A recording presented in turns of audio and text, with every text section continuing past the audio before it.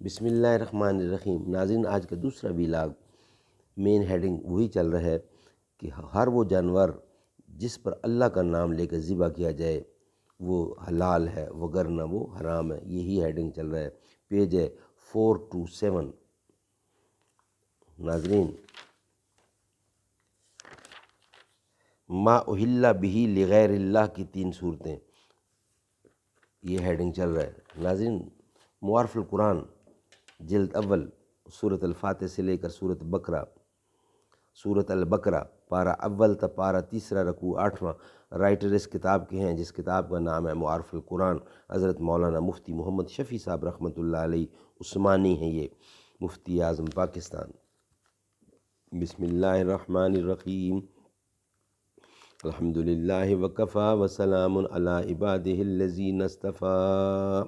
قال النبی صلی اللہ علیہ وسلم خیرکم من تعلم القرآن وعلمہ۔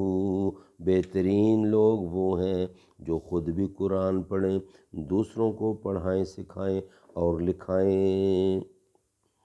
پرواز ہے دونوں کی اسی ایک فضا میں، کرگس کا جہاں اور ہے شاہین کا جہاں اور۔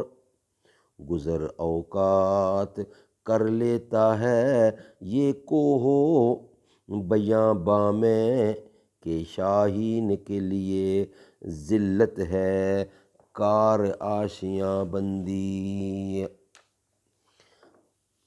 جانور جس پر اللہ کا نام نہ لے کے ذبح کیا جائے وہ حرام ہے، مگر شرعی اصول کے مطابق یہ جانور اپنے مالک کی ملک سے خارج نہیں ہوا، اسی کا مملوک ہے، اگرچہ وہ اپنے غلط عقیدہ سے یہ سمجھتا ہے کہ میری ملک سے نکل کر غیر اللہ کے لیے وقف ہو گیا، مگر شرعاً اس کا یہ عقیدہ باطل ہے، وہ جانور بدستور اس کی ملک ہے۔ اب اگر وہ شخص خود اس جانور کو کسی کے ہاتھ فروخت کر دے یا ہبہ کر دے تو اس کے لیے یہ جانور حلال ہے، جیسا کہ بکثرت ہندو اپنے دیوتاؤں کے نام بکری یا گائے وغیرہ کو اپنے نزدیک وقف کر کے چھوڑ دیتے ہیں، اور مندروں کے پجاریوں جو گیوں کو اختیار دیتی ہیں وہ چاہیں گے یہ مندروں کے پجاری ان کو مسلمانوں کے ہاتھ بھی فروخت کر دیتے ہیں۔ یا اسی طرح بعض جاہل مسلمان بھی بعض مزارات پر ایسا ہی عمل کرتے ہیں کہ بکرا یا مرغا چھوڑ دیتے ہیں اور مزارات کے مجاورین کو اختیار دیتے ہیں، وہ ان کو فروخت کر دیتے ہیں۔ تو جو لوگ ان جانوروں کو ان لوگوں سے خرید لیں جن کو اصل مالک نے اختیار دیا ہے، ان کے لیے ان کا خریدنا اور ذبح کر کے کھانا اور فروخت کرنا سب حلال ہے۔ ناظرین، یہ تھا ویلاگ نمبر 2۔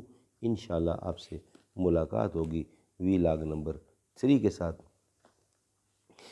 یا رب ہے بخش دینا بندے کو کام تیرا، دیتا ہے رزق سب کو ہے فیض عام تیرا، یہ داغ بھی نہ ہوگا تیرے سوا کسی کا،